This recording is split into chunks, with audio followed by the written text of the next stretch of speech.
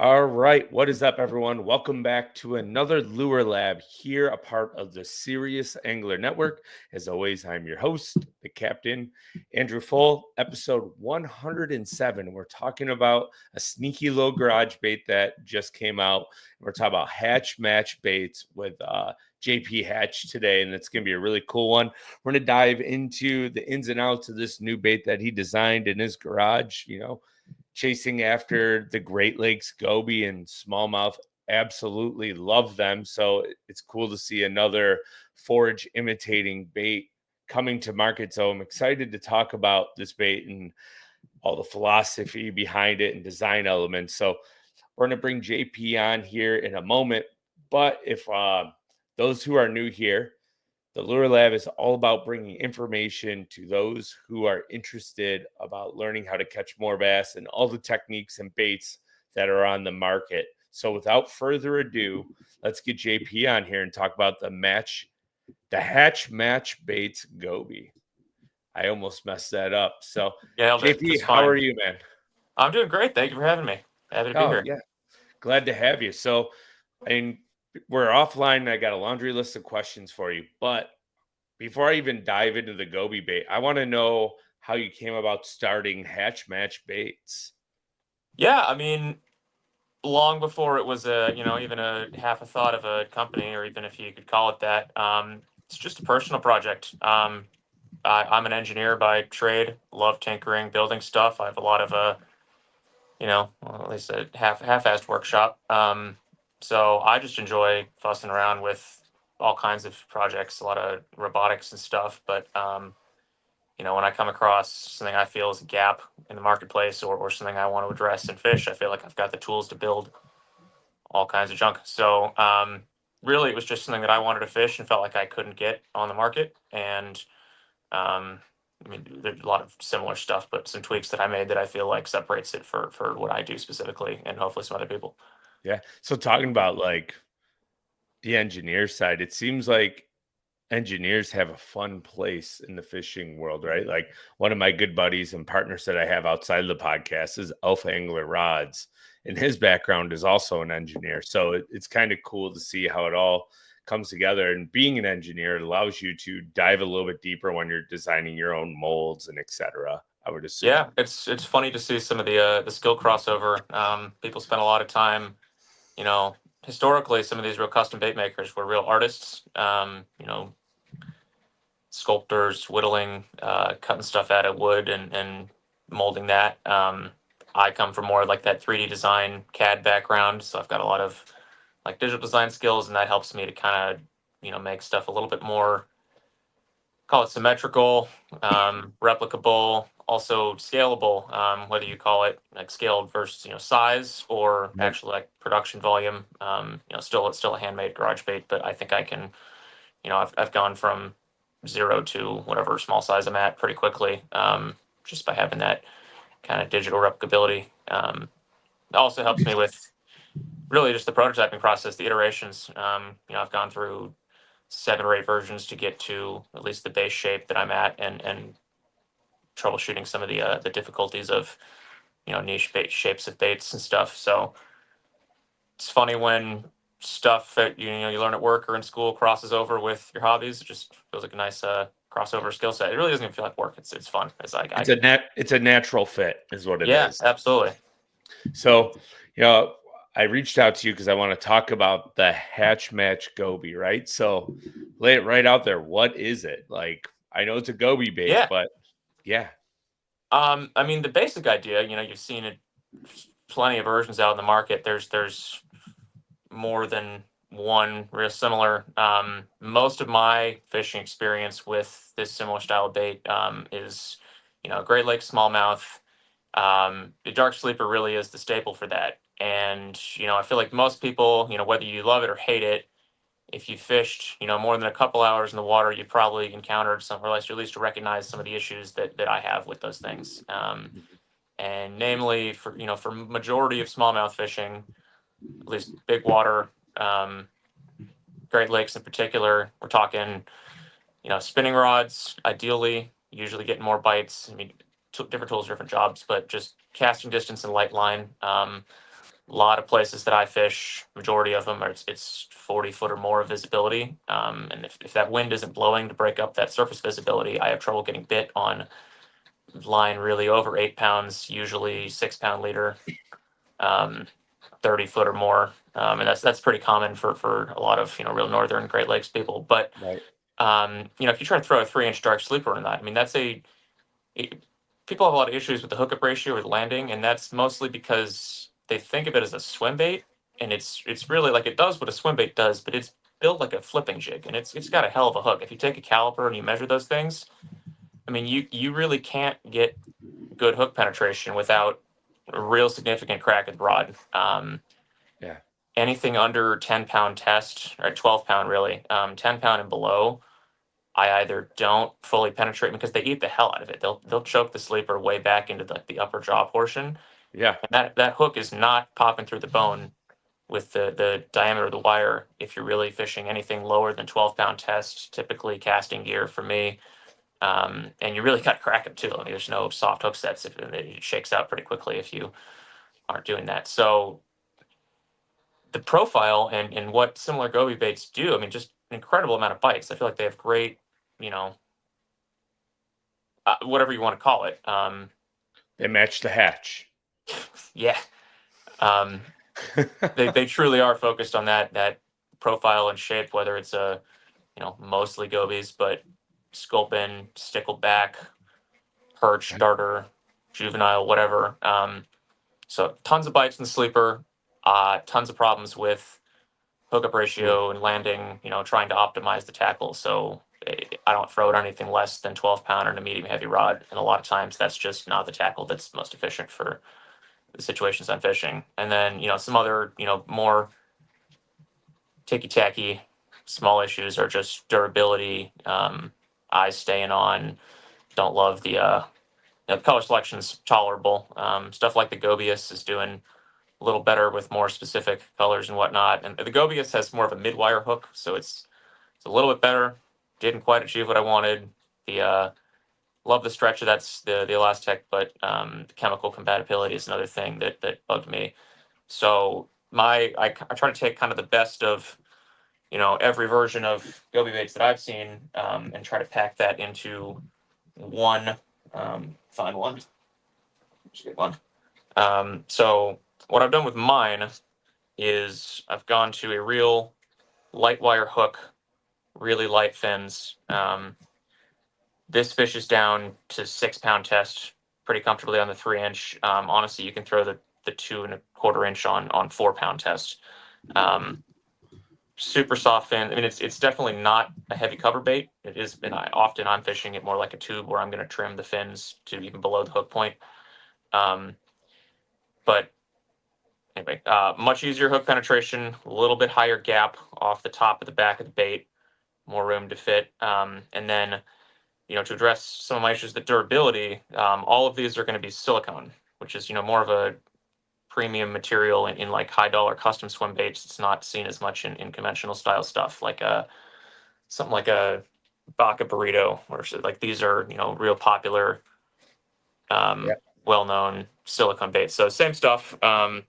Same durability. You get much more of the stretch like a Z-Man style bait, without the chemical compatibility issues. So not melting anything. It's not buoyant, so you're not having to fight the buoyancy to keep it on bottom with more weight in your lead head. Um, Hmm. so tails hold up to perch, rock bass, all kinds. I mean, anything short of slicing teeth like pike, that'll do any bait. But Yeah. that, and then oftentimes you'll get slippage down the top of the jig head, like the nose will wear through. So mine actually have a. Wish I had an example. So This basically, you is reinforce the nose slightly, so you stop getting that hook slippage and Yeah. tearing. So they've got a kind of a lattice mesh reinforcing layer up around the lead head, so that the material is cast around this, and then it's fully fused into this, and you're not tearing through the fiber of this.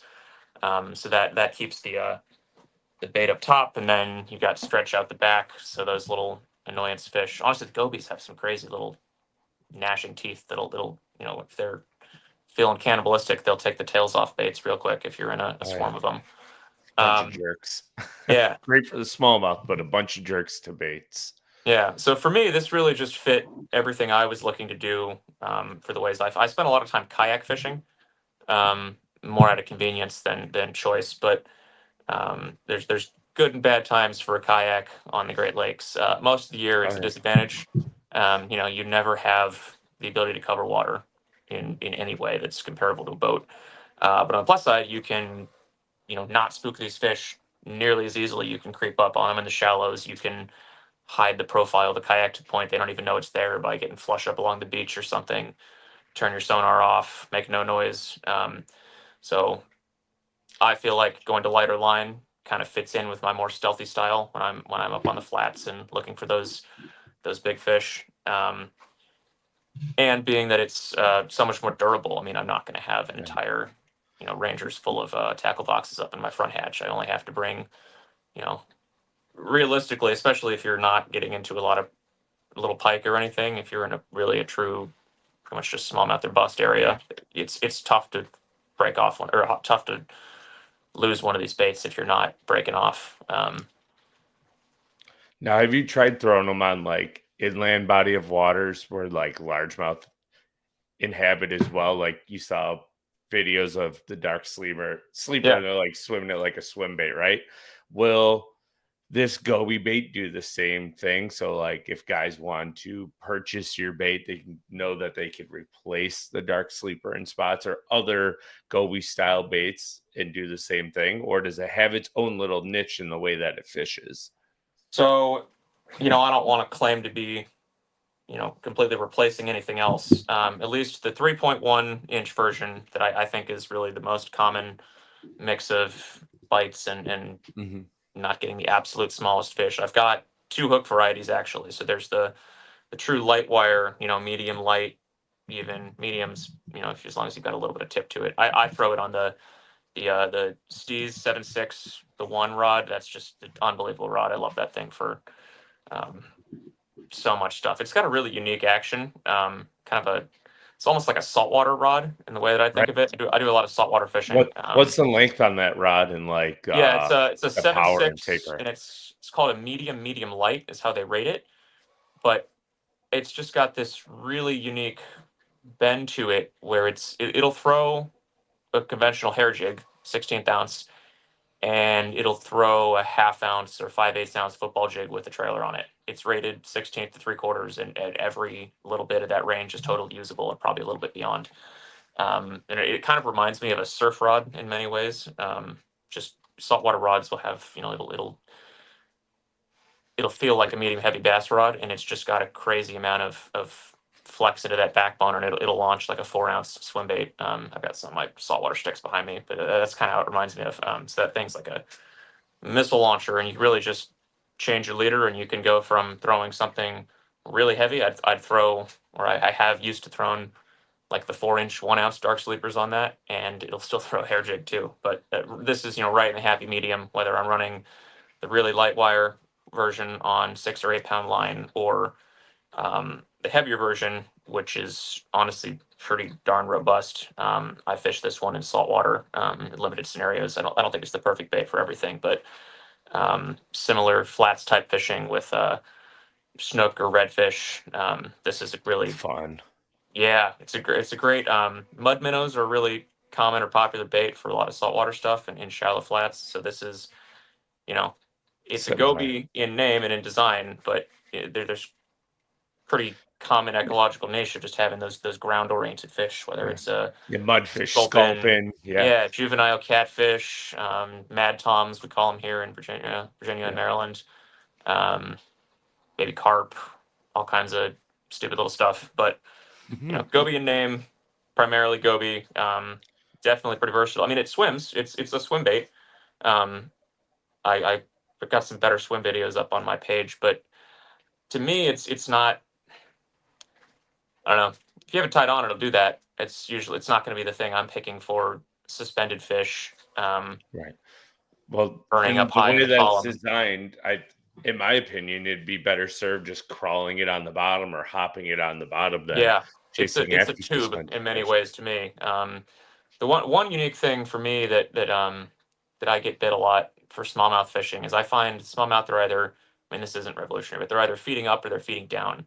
Hmm. And you can actually accomplish both of those with a lot of swim baits. I'll notice that, like, if I think a smallmouth is feeding up, if I'm, in this clear water, I'm seeing them follow the bait, or if you're on live sonar, you can probably see them follow it. And if I feel the fish are feeding up, my reaction is going to be pop it, pull it away. And for a lot of my smallmouth, that just doesn't do it for them. And what they're much more interested in is, it's like they're tracking a sculpin or a goby that's swimming along, and then when it's spooked, it's not going to go up; it goes down. So if I have a follower, I'm free spooling, killing the rod as if the bait's making a dive for the rocks, um, and they just chase it straight down. That's to them, that's what getting away means for the bait. So I think, this on the fall, on the descent, like a tube or a swim bait penduluming, dropping, that does great. Um, but as that, like, more mid higher column pelagic swim bait, that's not what I'm reaching for. I'm working on something separate for that, but this is definitely a tube swim bait type of deal. Yeah, perfect. So you have what, 4 color patterns or 5 color patterns Yeah, so I've got currently? 4.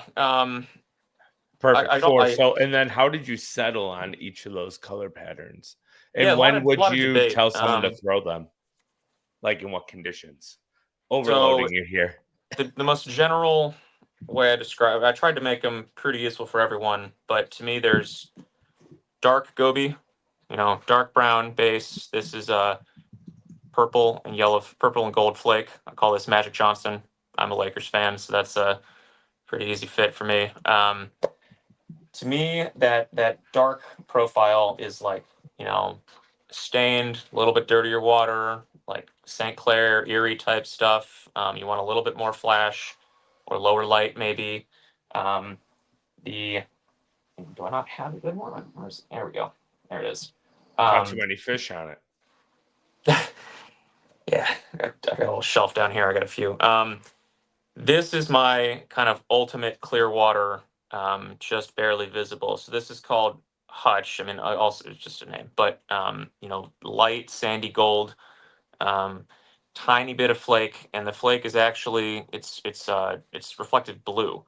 And I chose that because that matches both the water and the sky color for where I'm fishing. So it gets a tiny bit of flash, a little bit of attractant, but not something that's really unnatural or going to be overly ostentatious. But generally, this blends right into the sand. The fish just kind of see the movement profile, as opposed to boldly standing out on the bottom. And then smoke purple, not exactly revolutionary, but super Works. commonplace. Yeah, kicks ass. If you're not on gobies, if you are on a more silvery bait fish, dying shad, um, winter killer, this is what actually I fish most. So I most of this is Great Lakes, like I said. I've since moved away for work. I go back all the time, and fish a ton. But living down here I live in DC right now, so we've got kind of these interesting eastern seaboard rivers, and decent smallmouth. Especially down into Southern Virginia, we've got some really nice smallmouth into like the 6 to 7 pound range. But Susquehanna or Potomac rivers, this has definitely been my killer. Kind of a catfish, juvenile suckers and Yeah. whatnot.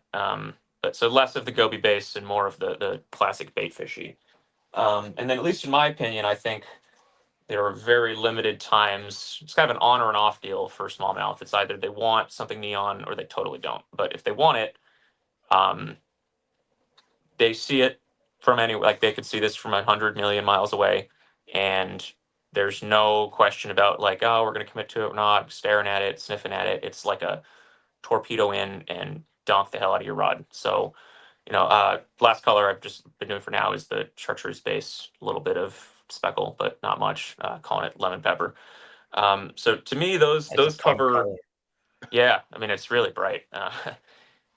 Those cover the large majority of fishing scenarios that, at least that I encounter, or for how I fish. Obviously, that's not the same for everyone. What I'm trying to do, at least, because these are, I'm building them right here in my den or garage area, so I have total control over this.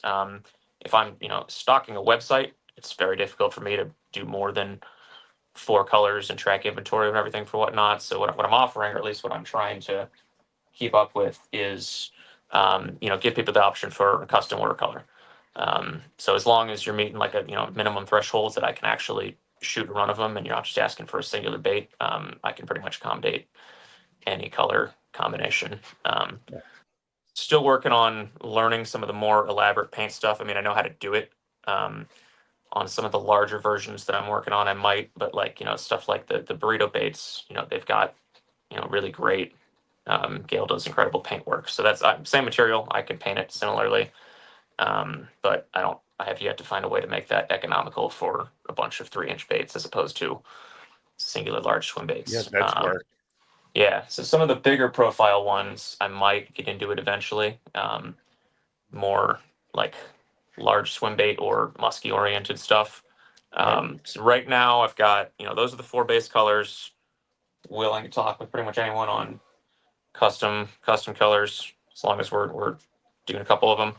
And then, so those are the 3-inch, and then I've got 4.5 That was and gonna be my next 2.25. question. Yeah. Sizes, and then do you have different weights with each Yeah. size of bait as well? So nice thing about being an internal bait is, the jig head is completely changeable inside of there. So I'll back up to the 3-inch. With the 3-inch, I have 3 main weights right now, with a 4th one I'm working on. Those are here we are. So with a lot of other baits, they'll advertise the combined weight of the plastic plus the lead. I find that pretty. I mean, you get used to how it fishes, but it feels pretty clunky to me. I don't think that that's the best way to describe the baits. So I've got a little chart just to compare, but this is. I didn't want to stamp the mold, so I can use one mold for multiple weights. So I'm putting a very small, kind of colored dot. I don't know if you can see all those, but they're marked with a little belly pattern color. Mostly as a bottom swim bait, that's not going to be visible to begin with. So 1/8 ounce internal head. This is a 0 to, you could fish it 10 and shallower. If you got any current, more like 0 to 5. 1/4 ounce. This is most comparable to your classic 1/2 ounce 3-inch profile. Roughly, these have about 1/4 ounce of material on them plus the lead. Without current, I mean, if you're patient, you can fish this in 40 foot if you want. If you just want to really slow crawl it in the winter. And then 1/2 ounce internal. This is more like cracking, fast fall. Really can't imagine fishing this in less than 10 feet. Got some guys fishing it out to 80 right now. Yeah, a little bit crazy to me, but so I'm working. The one I'm still workshopping is the 3/4, which I have to pack a little bit more lead into this same body profile. Probably have to elongate the head. Yeah, exactly, because you can't like pop it out the chin or anything without breaking the profile of the plastic. So just those 3 right now. That 3/4 ounce is coming soon, although it's that might even be just a limited occasional thing, because not a lot of people want that. Short of like St. Clair River, trying to get real deep. Walleye guys actually have been asking for it, but sooner or later. With the 2.25 inch, 2.3 really is what it is. These are all 1/8 ounce right now. There will be a 1/4 ounce version. Past a 1/4 ounce, you're simply like compromising the structure of the bait. You can't fit that much lead in the shape of the head to begin with. And honestly, I don't know what you're really doing with the 2.25 inch bait. Wait, would weigh 1/2 ounce? That would be like a little missile. Yeah. More like a blade bait at that point. And then the one that's missing the most weights right now is the 4.5. In my experience, most of my Great Lakes smallmouth, the biggest fish want the smallest, or like there's a maximum size of bait that they're pretty much interested in. I've thrown. I mean, see if I can not mess up my camera here, but I've got a whole bunch of big swim baits. Love this stuff. This is a lot of like kind of my inspiration for the model of how I'm doing all this. Just garage built, limited runs. I've thrown a whole ton of these for smallmouth and Great Lake smallmouth in particular. Mostly don't react. Any Yeah. fish over 5 is just not into a glide bait, no matter what you do to it. Got all kinds of custom stuff. Translucent colors help. Some of the ABS baits, some of the depths or the Chad Shad stuff. It helps to have a little bit of sun reflecting through it, but still isn't enough to like really trick any fish over 4 pounds consistently. Like 5 is about the best I've done on a proper large swim bait for smallmouth. So, the 3-inch I feel like is going to still gets the majority of the biggest fish. Still, like the average goby is this size, and that's what they eat most of the time. Yeah. And when they're hungry, they're not turning it down. So, I mean, this is in many ways just a reaction, something. I don't know. A lot more interest for this, honestly, has been for lake trout, which is another real passion of mine. I love those things; they're so cool and underrated. There's all the huzzah for salmon. I think lake trout are way cooler as the Well, it's not true even a trout, native right? It's a fish. char. Char, So yeah, yeah, the largest of the brook trout relatives. They're so damn cool. Um, One of my bucket list trips is Lake Superior jigging for those monster 50-pound glass fish. yeah. Um, I caught probably my favorite catch of the year was my PB lake trout right around 38 inches. I got to sight fish that in like 12 foot of water, long a 6-pound test line too. He ate a little tiny swim That's bait, and fun. it took a long time. I had to chase him around in the kayak. It was I was really proud of that. That was a Was that fun an fish. Erie fish? Lake Michigan. Got it. Yeah, large majority of my fishing's Lake Michigan. I've got some friends in St. Clair, and I get to go there now and then. But my family's all Lake Michigan. That's where I do most of my fishing. So before we like wrap it up here, I just want you to know my Yeah. background. I'm a full-time bass guide out of Buffalo on Lake Mm-hmm. Erie. So I fish for smallmouth about 150 days a year. They're a riot. The dream. Yeah, I don't know if I'd call it the dream, but it's tough. I get beat up every day, so it's always rough, but it's Right. fun. I think we have in the boat this year. I think we have over 20 over 6. We have like 150 or 160 over 5. Hell yeah. It's a good year. I'm working on my first 8-pounder. That's yet to happen for me. Low 7s is the best I've done. Yeah, I haven't even touched 7. I got close multiple times. My biggest is 695. Because Round up. I can't say that I haven't caught a 7. I did catch a 7 once on a worm harness trolling for a walleye, but I can't Mm-hmm. count it. Yeah, So, that's fair. We've got a running joke with my friends that if you go to Florida and catch your PB, it doesn't count. So I don't right. my Florida PB bass is I don't count that. It's kind of like Texas is kind of there too now, right? Yeah. Like Oh yeah, no Florida, doubt. Texas. Some lakes in Georgia too have just that you don't hear about that have just absolutely like freakish. A lot of private water, so I Yeah. understand. Yeah. So these guys, this is a half ounce, and I mean, this is more drag on a bigger profile. This isn't. This is like Sure. 30 foot at the most. True heavy profiles of this are going to be plenty of room for lead. 1.5 ounces, and then you can fish 60 to 150 feet for lake trout. That's coming of this. And then what I'm still actually my printer's going right now, so I'm almost done with the next mold for hopefully the final version of this. But this is the 6-inch line through, like a true large swim bait size.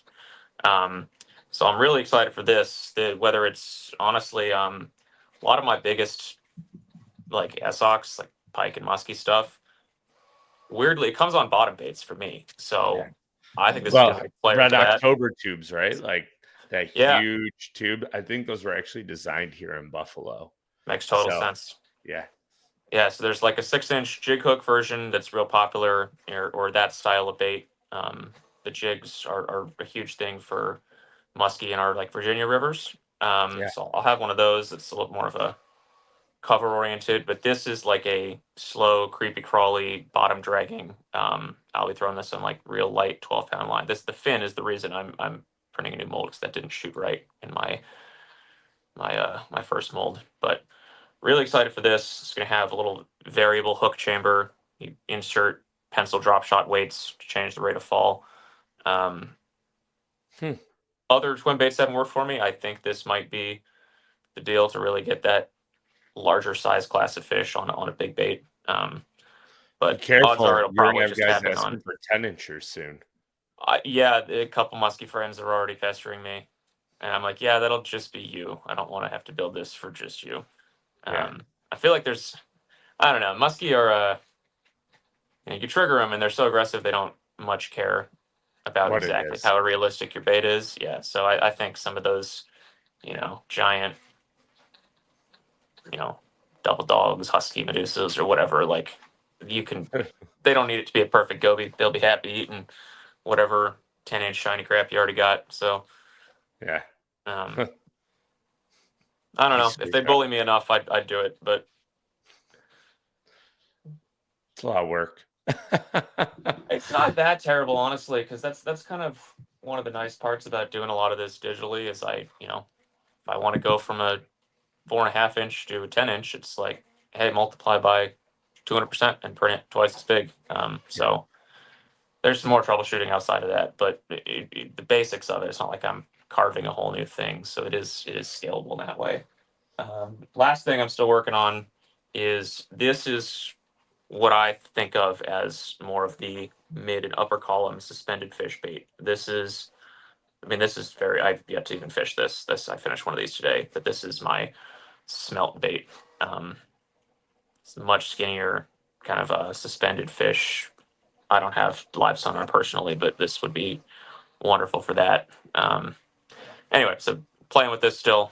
So that's one of the big things you have in the works, right? Is the line through Gobie swim bait and then Yeah, the big swim bait line through Gobie, and then really most of the time when I go out, I'm probably 80% of my fish are either caught on a bottom dragging bait or some kind of suspended swimmer, whether you're penduluming it or fishing on the fall or real high on the column. But so I'm hoping to, two baits, go out with just my stuff and pretty much, you know, catch them. not have to worry about much else. But after blowing through hundreds of packs of spark shads or little Kitex or whatever, real excited to just pack like two of these for a day or something. So Yeah. I mean, hopefully that tail kicks just as well. So is that the first official one that you've run without like this messing literally, around with I stuff? finished this today. I don't want this is nowhere near ready to give to anybody else, but I'm optimistic. Um, Looks good. first swim in the pool looked great, but obviously, I don't just you know sell people shit that I haven't fished, but excited for it. Yeah, Probably fair enough. more of a spring thing, I think. But by the You time I get never it know. tested and ready and stuff, but in the works. Awesome. So anything else that you think that we should cover on the Gobie baits here, JP, before I let you Yeah. go? I just a lot of people said like there's a lot to be said about knockoff baits and whatnot. I don't think it's a replacement for other stuff on the market. I think it's a different scenario, fits a different niche. If Megabass wanted to come out with a light wire version of their sleeper tomorrow, I'd be the first one to buy it. I've said that to their reps, and they agree. And not that they necessarily dictate what gets made or not, but I would love to see that. But until then, I think these have a pretty awesome niche for a lot of guys out in our northern regions that maybe don't Yeah. want to be throwing that heavy tackle and setting the hook like a damn frog on the to get some penetration on the sleeper. So Yeah. solves problem for me. Hopefully everyone else sees the value. So I'm excited to get them in people's hands. I'm actually I gotta make a little package or a graphic or something, but I'm gonna run a contest for maybe probably not to the end of the year because most people's seasons are over. But I want to see somebody break 7 pounds on one of these. We're sitting at 612 is the best smallmouth that's been caught on It one of these shouldn't so take too far. long. I hope not. I don't. My one of my buddies was just obliterating him today. I don't know if he was throwing it or not, but he caught. He might have a 35-pound bag today or something. So would be Jeez. pretty cool if he got one already. That would up the ante for everyone else. But um, Yeah, I think that's all I got. Perfect. Enough of me Well, ranting. no, I appreciate it. Makes my job easy. I I feel like I did a terrible job at preloading the questions to you because you just kind of ran through them without me asking, which is even better. So, because people here tune Just in to listen to you, right? Like you're the one JP that's talking about your bait. So, if you can yeah, I just guess go that's on just about it, it works out ADHD firing great. on all cylinders, doing my best. We'll call it engineer brain. We'll leave the Yeah, even ADHD out better. of this. Yeah, Perfect. So, but no, I appreciate you taking the time recording this with me, and hopefully, everyone who's tuned into this point has enjoyed it. awesome. Thanks for having me. Yeah, of course, and I hope someone catches a 7-pounder on it Oh, soon. So, that'll make my day.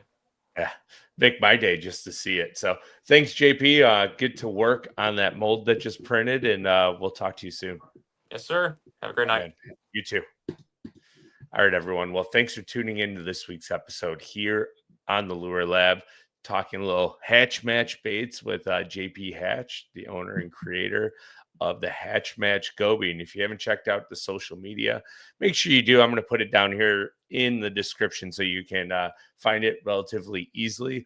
Cool little Gobie bait design specifically for us up here in the Great Lakes. But I mean, throughout New York, we have a lot of lakes that aren't a part of the Great Lakes that have gobies in them. So it's going to be kind of cool to see if they make their way here and get bid on. So, but if you're new to the YouTube and you made it this far, please hit that subscribe button. We greatly appreciate it. Leave a comment down below if you think that this bait will fit really well in your arsenal, or if you're going to stay with the status quo. Just let us know down in the comments. If you're listening on your favorite MP3 podcast, please leave a review if it allows you to do so. It allows the Lure Lab and the Serious Angler Network to be seen by more bass fishermen and those who want to learn more about all the techniques and baits on the market.